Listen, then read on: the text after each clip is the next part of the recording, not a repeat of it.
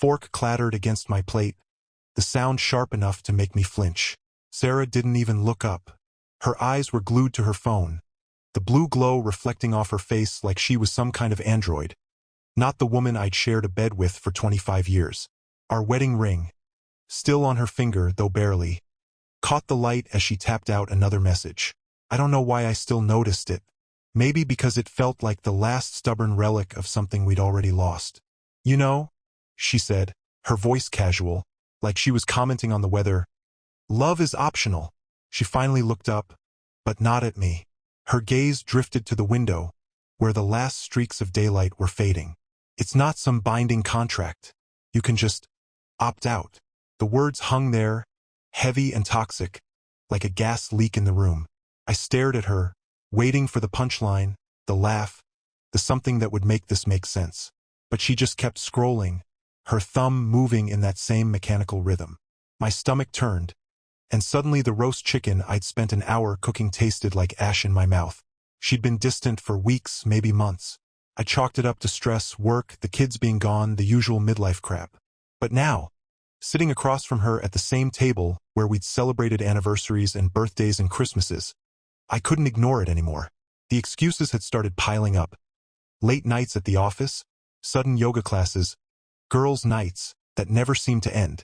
Her phone, once left carelessly on the counter, was now clutched like a lifeline. Always face down, always within reach.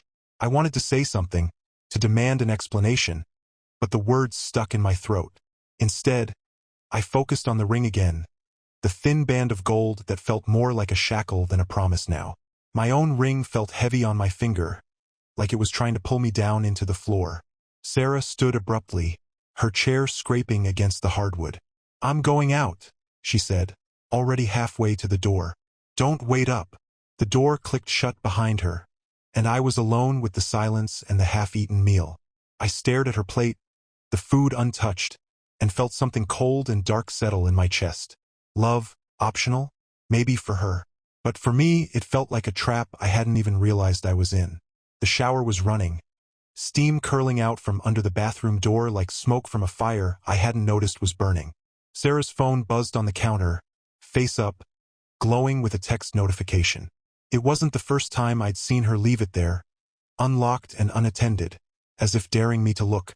I told myself I wouldn't, but then it buzzed again, and again, like a persistent itch I couldn't ignore. The screen lit up with Mark's name. Just the sight of it made my chest tighten, like someone had slipped a hand between my ribs and squeezed. The first message was innocent enough, something about meeting for coffee. But then the next one hit me like a sucker punch. Can't wait to see you tonight. Leave the old man at home. My hands trembled as I scrolled up, the screen slick under my fingers. The messages painted a picture I didn't want to see but couldn't look away from. Flirtation turned to planning. Turned to, I love you. Turned to, I miss you. Dates, times, hotel receipts. It was all there, laid out in cold digital clarity. The shower kept running, the sound of water hitting tile steady and indifferent. I felt like I was standing outside myself, watching some other man hold his wife's phone, his wedding ring catching the light as his thumb moved mechanically across the screen. There were photos, 2 selfies of them together, her head on his shoulder, his arm around her waist. They looked happy, the kind of happy I thought we used to be. My stomach churned as I stumbled onto the financial stuff. Transfers from her account to his, receipts for dinners I hadn't been invited to, charges for a hotel room I hadn't known existed. Each line item was a tiny betrayal, a paper cut I didn't feel until I looked down and saw the blood. The shower stopped. I froze, the phone still in my hand, my heart pounding so loud I was sure she'd hear it. I set it back on the counter, exactly where she'd left it, and walked out of the kitchen before she could see me. My legs carried me to the living room, where I sat down heavily on the couch, the weight of what I'd just seen pressing down on me like a physical thing. I stared at the blank TV screen, my reflection staring back at me. The old man, that's what he'd called me. And maybe he was right. Maybe I was too old, too tired, too something to be what she wanted. But that didn't make it hurt any less. The bathroom door opened, and Sara stepped out, humming some song I didn't recognize. She picked up her phone without a second glance, her fingers moving quickly as she typed something. I wondered if it was to him. I wondered if she'd ever look at me the way she looked at that screen. The phone buzzed again and she smiled. And just like that, something inside me snapped. Quietly, almost imperceptibly, but it was there, a shift, a fracture. The man who'd sat down on that couch wasn't the same one who got up. I didn't say anything. Not then. But as I watched her tuck her phone into her pocket and head toward the bedroom, I knew one thing for certain. This wasn't over. Not by a long shot. The living room felt like a boxing ring with no referee. Sara sat on the couch, her arms folded tight across her chest. A half-empty wine glass perched on the coffee table like a taunt. The glass had been full when I started talking. Now it was just another casualty of this conversation. "You're overreacting," she said, her voice calm and measured, like she was explaining something to a child. "Mark's just a friend. Love isn't about ownership, Andrew." I stared at her. The words, "can't wait to see you tonight," "leave the old man at home," still burning in my mind. "Friends don't text like that, Sara." She sighed, as if I were some chore she had to deal with. "You're being paranoid. I can't help it if you're insecure." Her fingers tapped lightly on the armrest, a rhythm that felt like it was mocking me. I sat down across from her, the weight of the last few weeks pressing down on my chest. "Insecure?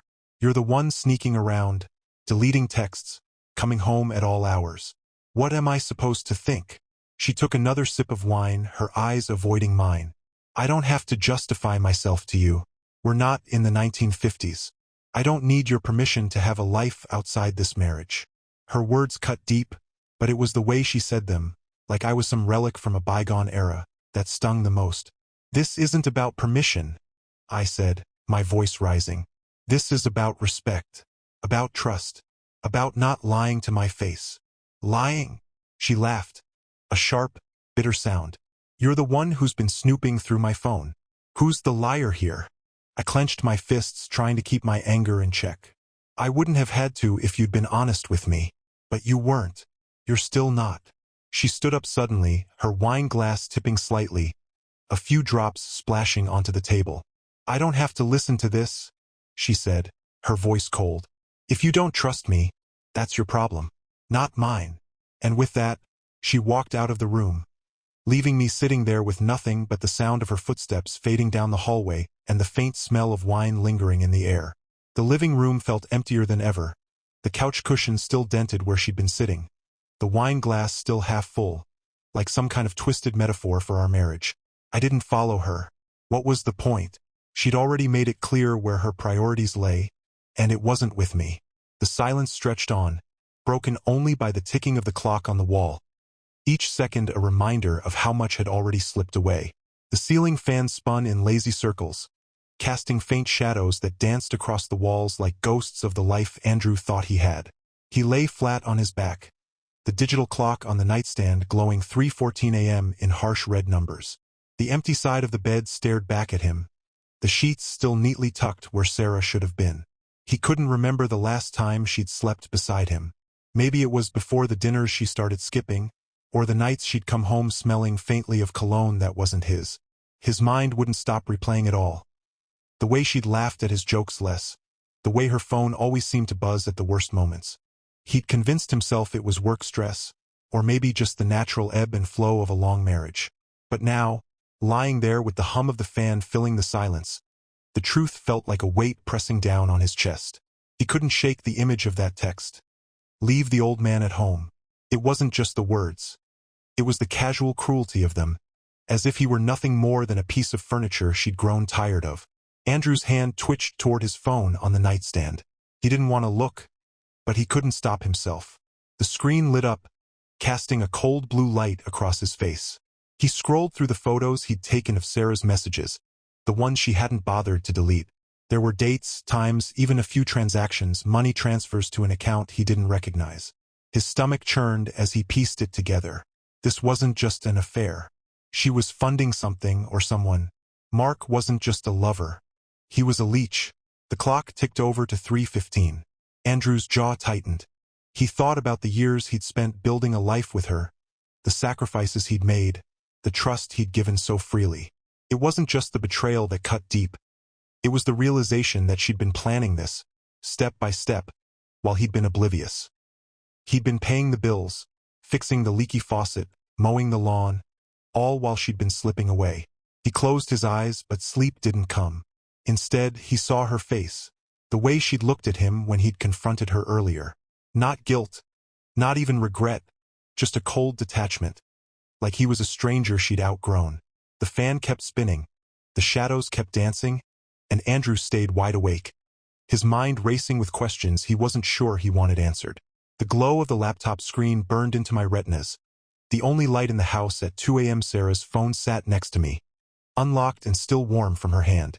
She'd left it on the kitchen counter after her shower, the faint scent of her lavender body wash lingering in the air like a taunt. The rain outside tapped against the windows, a steady rhythm that matched the pounding in my temples. I'd started with her messages, obvious, predictable. But it was the emails that cracked everything open. Attachments with names like Q3_projections_final, XLSX, and offshore_transfers_2023 CSV sat in a folder labeled Mark_work. My stomach churned as I clicked through them. Numbers stacked on numbers, transactions funneling through shell companies, offshore accounts with balances that made my 401k look like pocket change. My hands shook as I scrolled, the cursor hovering over a column labeled tax_adjustments. Mark wasn't just screwing my wife, he was screwing the IRS. And Sara? She was right there with him, her name popping up as a co-signer on transfers, her email address CC'd on messages with phrases like under the radar and audit protection. The coffee cup next to me was cold, the dregs of my third cup sloshing against the ceramic as I set it down too hard. I leaned back, the chair creaking under my weight. The house was quiet except for the hum of the refrigerator and Sarah's soft snoring from the bedroom. My chest tightened as I stared at the screen, the blue light casting long shadows across the room. This wasn't just an affair, it was a conspiracy. And for the first time since this nightmare started, I felt something other than rage. Control. I copied everything to a USB drive, the little red light blinking like a heartbeat. The files were a mess, but they didn't need to be clean, they just needed to be enough. Enough to ruin Mark. Enough to bury Sara if she tried to fight me in court. Enough to make sure they both paid for what they'd done. I closed the laptop and sat there in the dark, the USB drive clenched in my fist. The rain picked up, hammering against the roof like it was trying to drown the world. I thought about waking Sara up, throwing the evidence in her face, watching her try to explain it all away. But I didn't. Let her sleep. Let her dream her little dreams. Because when she woke up, I'd be ready. And this time, I wouldn't be the one getting played. The house was quiet, save for the soft hum of Sarah's phone charging on the counter. It blinked occasionally, a silent testament to her absence. Andrew sat at the kitchen table, the glow of his laptop casting long shadows across the room. His fingers moved deliberately, clicking through folders and files, each one a piece of the puzzle he was assembling. The USB drive sat beside him, its small, unassuming shape belying the power it held. He'd already copied everything, emails, spreadsheets, bank transfers, all meticulously organized in folders labeled with dates and names. Mark's name appeared more than any other, a ghost haunting the digital landscape of Sara's betrayal. Andrew's notepad was a mess of scribbled notes, arrows pointing to connections he'd made, circles around amounts that didn't add up. He'd spent hours cross-referencing dates, tracing payments, and piecing together the timeline of their affair. It wasn't just the emotional betrayal that cut deep, it was the financial deceit. Sara had been funneling money to Mark, small amounts at first, then larger sums that could only be explained by something far darker than a simple affair. Tax fraud. The words felt heavy in his mind, like stones sinking into still water. He paused, his hand hovering over the mouse. The USB drive was nearly full, a tiny black rectangle holding the power to upend 2 lives. He thought about the moment he'd slip it into his pocket, the weight of it pressing against his leg as he walked out the door. There was a cold satisfaction in knowing what it represented, a kind of justice that felt both distant and inevitable. He wasn't a vengeful man by nature, but this was different. This was survival. Sara's phone buzzed softly on the counter, the screen lighting up with a notification. Andrew didn't need to look to know it was probably Mark. He'd stopped checking her messages weeks ago, the initial sting of curiosity giving way to a numb detachment. Instead, he focused on the task at hand, methodically double-checking each file, ensuring nothing was overlooked. The clock on the wall ticked softly, marking the passage of time in a house that no longer felt like a home. When he was finally done, he ejected the USB drive and tucked it into his pocket. The notepad went into a drawer, the laptop shut with a quiet click.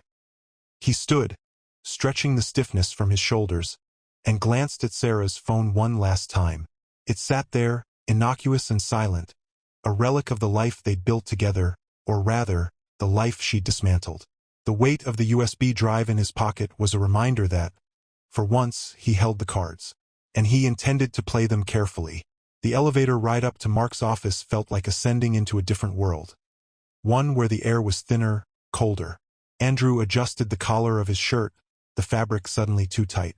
The USB drive in his pocket felt heavier than it should, like it was carrying the weight of every lie Sara had told, every betrayal she tried to mask with half-hearted excuses. He didn't have a plan, not exactly. Just the quiet certainty that this man, this Mark, would fold. People like him always did. The receptionist barely glanced up as Andrew stepped into the office. It was the kind of place that screamed success. Polished floors, floor-to-ceiling windows, a desk that probably cost more than Andrew's car. And there he was, sitting behind it like some kind of king. Mark. Andrew had seen him in photos Sara had accidentally left open on her laptop. Smiling, confident, the kind of man who probably never doubted he'd get what he wanted. Mark looked up, his smile faltering for just a second. "Can I help you?" he asked, his tone light, but his eyes already scanning Andrew like he was trying to place him. Andrew didn't sit. He didn't smile. He just pulled the USB drive from his pocket and set it on the desk with a soft click. "You're going to want to see what's on that," he said, his voice steady, almost calm. Mark stared at the drive, then at Andrew. "I'm sorry, do I know you?" "You know my wife," Andrew said, leaning forward just enough to make Mark lean back. "Sara. Ring any bells?" The color drained from Mark's face, but he recovered quickly, forcing a laugh. "Look, I don't know what she's told you, but save it." Andrew cut him off, his voice sharp now. "I'm not here for explanations. I'm here to give you a choice." Mark's hand twitched toward the USB drive, but he didn't pick it up. "What's on here?" "Everything," Andrew said, his voice low. "Emails, bank statements, tax filings. Enough to put you away for a long time. And her too, if I feel like it." Mark's jaw tightened, his fingers drumming nervously on the desk. The ticking of the clock on the wall seemed louder now, each second stretching out like a countdown. "What do you want?" he asked finally, his voice cracking just a little. "I want you to disappear," Andrew said, straightening up. "No more calls. No more texts. No more Mark. You cut her off, and I let this," he tapped the USB drive, "stay between us." Mark stared at him for a long moment, then nodded. "Fine." Andrew didn't smile. He didn't feel the rush of triumph he'd expected. Just a hollow kind of satisfaction, like closing a book he'd already read too many times. He turned to leave, but stopped at the door, glancing back.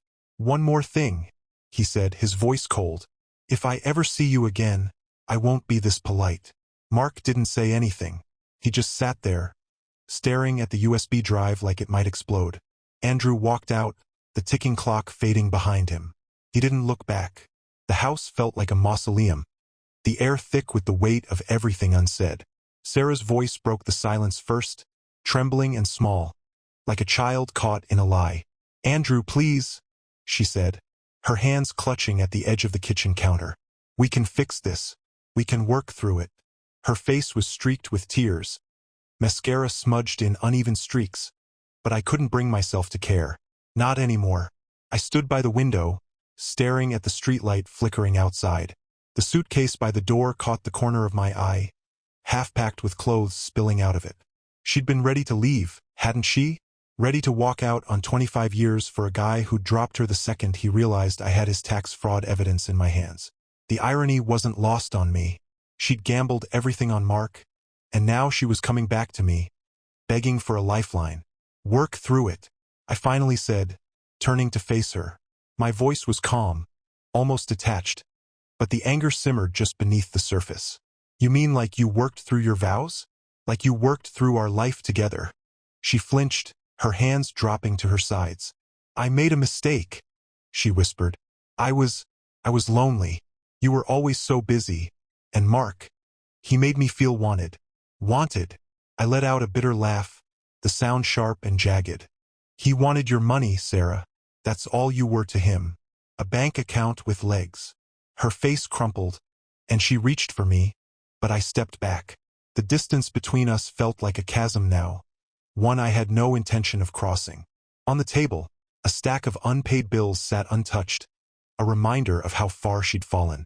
Mark had drained her dry, and now she was drowning, grasping at anything to keep her head above water. You don't understand, she said, her voice rising in desperation. He's gone, Andrew. He's not answering my calls. I have nothing left. Nothing. And whose fault is that? I shot back, my tone cutting through the room. You chose him. You chose to lie, to cheat, to throw away everything we built. You don't get to come crawling back now that he's done with you. She sank into a chair, her shoulders shaking as she buried her face in her hands. I'm sorry, she sobbed. I'm so sorry. Please just don't do this. Don't leave me. I watched her for a moment, the woman I'd once loved, now reduced to this broken shell. Part of me wanted to reach out, to comfort her, but the anger was stronger. It burned through any lingering sympathy, leaving nothing but cold resolve. You should have thought about that before you started deleting texts and sneaking around, I said, my voice low and steady. You made your choices, Sara. Now you get to live with them. She looked up at me, her eyes wide and pleading, but I was already walking away. The suitcase by the door seemed to mock her now, a symbol of the life she'd tried to escape. But there was no escape, not for her. Not anymore. The pen felt heavier than it should have, balanced between my fingers like a loaded weapon. The divorce papers lay flat on the kitchen table, the same table where Sara had once laughed and told me love was optional. Now, the silence in the house was deafening, broken only by the faint hum of the refrigerator and the occasional creak of the floorboards settling. I stared at the signature line, my name waiting to be scrawled in ink, but my hand hesitated. On the counter, a single photo of our wedding day sat framed, tilted slightly as if it had been knocked over and hastily righted. I hadn't touched it in weeks, but there it was, frozen in time. Sara in her white dress, me in my tux, both of us smiling like we'd cracked the code to happiness. I could almost hear the champagne glasses clinking, the distant echo of a toast to forever. Now, forever felt like a cruel joke, the kind you laugh at until you realize the punchline is you. I picked up the photo, running my thumb over the glass. The edges were dusty, the colors faded. It was strange how something so small could hold so much weight, like a relic from a life that no longer belonged to me. I set it face down on the counter, out of sight but not out of mind. The pen hovered again, the tip trembling just above the paper. I thought about Sara's face when I'd confronted her, the way she'd folded her arms and looked at me like I was the one who'd betrayed her. You're overreacting, she'd said, her voice cold, her eyes darting to the door like she was already planning her escape. It wasn't just the affair. It was the way she'd lied, the way she'd made me feel like I was losing my grip on reality. And now, here I was, signing away 25 years of my life with a stroke of a pen. I pressed down, the ink flowing smoothly onto the page. My signature looked foreign, like it belonged to someone else. Maybe it did. The man who'd stood at that altar was gone, replaced by someone harder, colder. Someone who'd learned the hard way that love isn't just optional. It's fragile, and it can shatter without warning. The lawyer had been clear. Sara wouldn't get a dime. The evidence I'd gathered, Mark's tax fraud, her complicity, the financial trail that led straight to her, had seen to that. It wasn't about revenge anymore, though. It was about survival. About making sure I didn't walk away from this with nothing but scars. I slid the papers into the envelope, sealing it with a firm press. The sound of the adhesive tearing felt final, like the closing of a book I hadn't wanted to finish. I grabbed my keys and headed for the door, the photo still face down on the counter, gathering dust. The drive to the post office was quiet, the kind of quiet that settles over you when you know there's no going back. I dropped the envelope into the mailbox, the metal clang echoing in the empty street. For the first time in months, I felt a flicker of something, not happiness, exactly, but maybe the absence of pain. I sat in the car for a long time, staring at the steering wheel, the faint scent of Sarah's perfume still lingering in the upholstery. The rain started then, soft at first, then harder, drumming against the roof like it was trying to wash something away. I didn't know if it could, but for now it was enough to sit there, listening to the storm, and let the weight of what I'd done settle over me. Relief and sorrow, tangled together like old roots, impossible to separate. I started the car and drove home, the rain chasing me all the way. The foreclosure notice arrived on a Tuesday. I watched from the kitchen window as Sara pulled it from the mailbox, her hands trembling so violently the paper fluttered like a dying bird. She stood frozen on the driveway, the afternoon sun casting long shadows that seemed to stretch toward her like accusatory fingers. I didn't move to comfort her. I didn't say a word. The sound of her choked sob carried through the screen door, and I took a sip of coffee, bitter and black, just like the satisfaction I felt. Her bank account was drained, and I knew it before she did. Mark had bled her dry, just like he'd bled his business. The spreadsheets I'd found on her laptop told the story. Fraudulent transactions, embezzlement, and Sarah's name all over the paper trail. She'd been stupid enough to sign things, stupid enough to trust him. Now the weight of it crushed her. She came to me that night, her face pale and drawn, clutching her phone like it was a lifeline. "Andrew," she said, her voice breaking, "I don't know what to do." I didn't answer right away. I let the silence stretch, let her squirm. The packed moving van sat in the driveway, ready to take what little she had left. Her designer clothes, the jewelry she'd bought with our joint account, the expensive furniture she'd insisted we needed. None of it mattered now. The house was gone. The money was gone. And Mark? He was gone too, scrambling to save his own skin after I'd handed him the USB drive filled with his crimes. He'd cut her loose without a second thought. "You have two options," I said finally, setting my coffee cup down with deliberate precision. "You can turn yourself in for aiding Mark's fraud, or you can walk away with nothing. Your choice." The words hung in the air, cold and unyielding. She stared at me, her eyes wide with a mix of fear and disbelief, like she was seeing me for the first time. Maybe she was. She didn't cry this time. She just sank onto the couch, her hands clutching the foreclosure notice like it was the last thing tethering her to this life. The silence between us was heavy, broken only by the distant hum of the moving van's engine. I didn't feel pity. I didn't feel guilt. All I felt was the quiet, steady burn of justice served. By the time the van pulled away, Sara was gone too. She left without a word, her suitcase rolling behind her, her heels clicking on the pavement. I stood in the doorway watching her go, the taste of coffee still bitter on my tongue. The house felt emptier than ever, but for the first time in years, it felt like mine. And as the sound of her footsteps faded into the distance, I realized something. I was finally free. The rain tapped softly against the window, a steady rhythm that felt like the world was finally exhaling. Andrew sat in his new apartment, the space still unfamiliar but already his in a way the house had never been. A steaming cup of coffee sat on the table beside him, untouched, the aroma mingling with the faint metallic tang of rain in the air. He hadn't planned to buy the canvas, but it stood there on the easel in the corner, blank and waiting, like a promise he wasn't sure he could keep. He hadn't slept much since the divorce was finalized. Nights were still strange, the silence too loud, the bed too big. But mornings were different. There was a clarity to them now, a kind of quiet he hadn't realized he'd been missing. He didn't have to wonder where Sara was, what lie she was spinning, what new betrayal was waiting to unfold.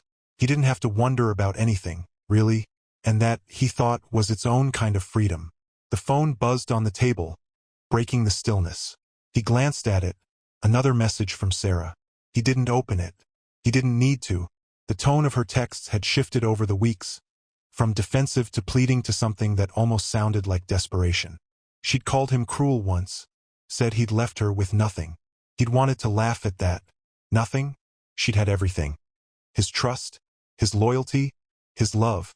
And she'd thrown it all away for a man who'd cut her loose the second he realized Andrew wasn't bluffing about the tax fraud evidence. He picked up the coffee, sipped it slowly. It was too bitter, but he didn't mind. Bitterness had become familiar lately, almost comforting.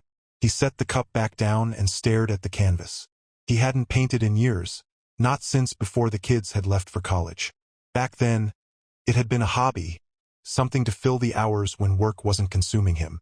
Now, it felt like a question he didn't know how to answer. What did he want to create?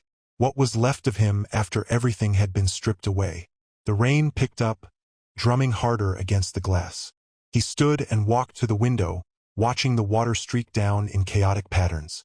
It reminded him of the night he'd confronted Mark, the way the man's hands had trembled when he took the USB drive.